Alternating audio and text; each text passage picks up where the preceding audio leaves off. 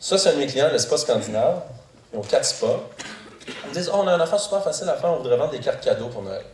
Je dis, ah, OK, c'est bon. Mais c'est simple, c'est une carte cadeau, une carte, 100 pièces, une carte cadeau, OK. Est-ce qu'il y a des complexités, il faut-tu qu'on fasse un catalogue différent? Ben non, il y a juste une carte, OK, bon, c'est bon. Ah, mais là, oublie pas, par exemple, quand tu achètes la carte, tu peux t'acheter un extra robe de chambre, puis là, OK, oui, tu peux payer pour... Ah oui, puis c'est pas le même prix non plus à tel spa puis tel autre spa. Ah ouais, puis c'est vrai, puis il y a un frais de livraison, puis ah oui, c'est vrai, tu peux la donner en cadeau à quelqu'un par courriel, puis tu peux te l'envoyer à toi-même pour l'imprimer chez vous puis la donner à cette personne-là.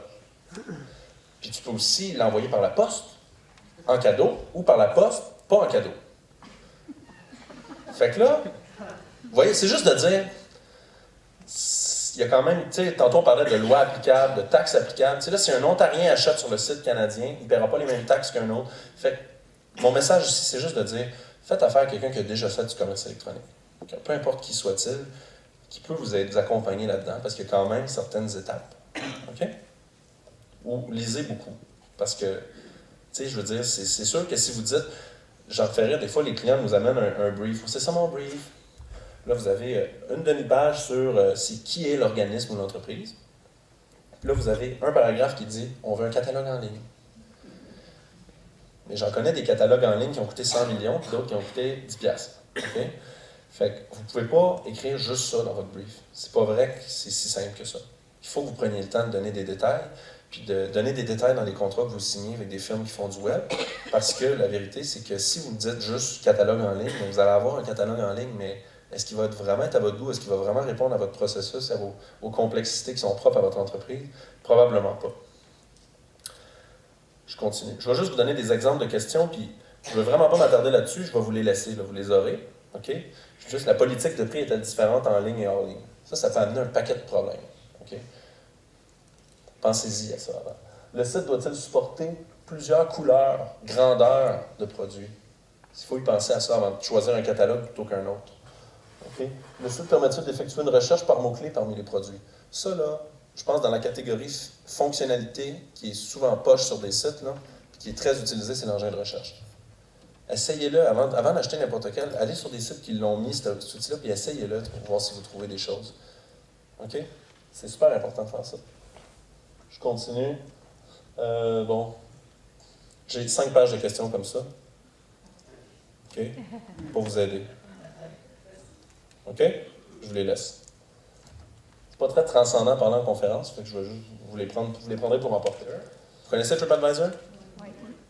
Ça commence à être assez connu. Quand vous magasinez un hôtel, puis il faut savoir que si vous avez pas de site, puis vous ne voulez pas en faire un, prenez au moins le temps d'aller prendre le contrôle. Parce que sur TripAdvisor, si vous êtes un hôtelier, vous pouvez aller dire dans TripAdvisor, je veux prendre le contrôle de ma fiche. Hey, c'est moi l'hôtelier, là. Donne-moi le contrôle. TripAdvisor va vous donner des outils pour gérer les commentaires, va vous donner des statistiques sur la consultation de votre fiche.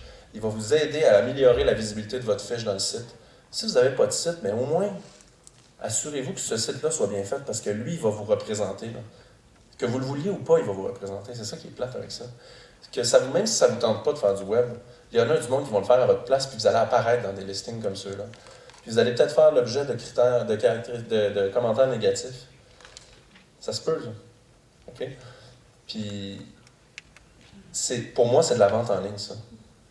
Prendre sa présence là-dedans, l'améliorer pour être plus visible et évaluer quel impact ça a sur vos ventes. Ça en est de la vente en ligne. Vous n'avez même pas besoin d'avoir de site pour faire de la vente en ligne. Je continue. Il y a des outils aussi pour faire de la veille stratégique pour savoir un peu si vous allez, mettons, sur Twitter, vous faites des recherches. Vous n'êtes même pas obligé d'utiliser Twitter, là. Vous allez sur Twitter, vous faites une recherche avec le nom de votre compagnie, le nom de vos concurrents. Vous allez voir un peu le buzz, vous allez voir un peu ce que les gens en disent. Tu sais, hey, lui, je chauffe tout le temps contre tel produit. Lui, c'est juste des félicitations qu'il a. Bon, ça va vous donner une bonne idée du buzz populaire. Je vous ai donné d'autres outils qui sont là. Google Alerts, c'est un outil qui peut être intéressant. Google Alerts, vous rentrez des mots-clés et Google vous envoie un courriel quand il y a une nouveauté qui sort avec ce mot-clé-là. Je pense que vous devriez rentrer le nom de votre compagnie, puis le nom de vos concurrents, puis le nom de vos produits aussi. Vous allez savoir automatiquement quand il y a un nouveau joueur qui vient d'arriver, quand il y a une nouvelle offre qui vient de se faire. Vous allez tout savoir ça automatiquement, ça va rentrer dans votre inbox, vous n'avez rien à faire. OK, ça va vous prendre 10 minutes à configurer. Je pense que c'est une bonne idée de le faire. ça vous aide aussi à mieux comprendre ce qui se passe dans votre marché et à ajuster votre site web en conséquence. Si j'écris hôtel Chicoutimi, Google reconnaît que c'est une recherche locale. OK? Et là, il m'a donné... donc, vous avez vu, là, il a complètement transformé ses résultats. Et il a sorti juste des hôtels qui ont pris le temps de changer leur information et de mettre à jour leur information dans Google Places. Vous connaissez Google Places? Vraiment important. Page jaune, gratis, plus performant. C'est intéressant? Et ça donne ça. OK? Et je sais pas, je dis n'importe quoi. Mettons que vous prenez pas, mettons que vous vous appelez Auberge Chicoutimi. OK? Et que vous ne prenez pas le temps d'aller sur Google Places pour aller chercher votre fiche. Parce qu'en gros, ça, là, c'est que Google vous a indexé. Il sait que vous existez comme hôtel parce qu'il a pris la base de données de page jaune, des choses comme ça. Il vous a créé une fiche. Et là, vous pouvez juste comme laisser ça de même, ou vous pouvez aller sur votre fiche et dire, il y a un petit lien, vous allez sur la fiche, vous allez le voir, êtes-vous le propriétaire de cette entreprise? Si vous l'êtes, je pense que vous devriez vous sentir interpellé par ce lien-là. Vous cliquez, et là, Google va vous appeler chez vous, va vous donner un petit code, vous rentrez ce petit code-là, là, il va vous donner un petit code, et vous le tapez à l'écran, et là, tout d'un coup, boum, vous venez de prouver que vous êtes le propriétaire de cette entreprise-là, et Google va vous permettre de modifier votre fiche. Je reviens à mon exemple, vous vous appelez Auberge Chicoutimi. Ça serait peut-être bon d'aller écrire le mot hôtel à quelque part. Parce que quand quelqu'un cherche hôtel Chicoutimi, s'il n'est pas écrit hôtel nulle part dans votre fiche, vous ne sortirez pas sur une recherche comme ça. Alors que là, vous appelez auberge, parce que auberge, dans le temps, vous vouliez appeler ça auberge, je ne sais pas pourquoi. Mais là, au moins, vous allez avoir le mot auberge et le mot hôtel aussi. Si vous êtes un bed and breakfast, vous êtes quelque chose entre les deux, vous auriez intérêt à avoir tous ces mots-là quelque part dans votre fiche. Vous me suivez? Sinon, vous ne sortirez pas sur des recherches comme ça.